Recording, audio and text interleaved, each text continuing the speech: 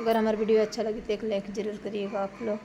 अरे कथी केरा कही शीतली मैया कथी लागल हो साल, कथी केरा कही शीतली मैया कथी लागल हो साल। अरे कथी के खटियावा शीतली मैया झारेली लंबा हो केस, कथी के खटियावा शीतली मैया झारेली लंबी हो केस।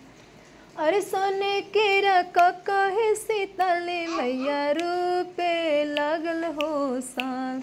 अरे सोने की खटियावा शीतली मैया झारेली लंबी हो के, अरे सोने की खटियावा शीतली मैया झारेली लंबी हो के। अगर हमारा वीडियो अच्छा लगी तो लोग एक लाइक जरूर कर जा। हम लोग गायिका विभा पांडे बक्सर जिला से।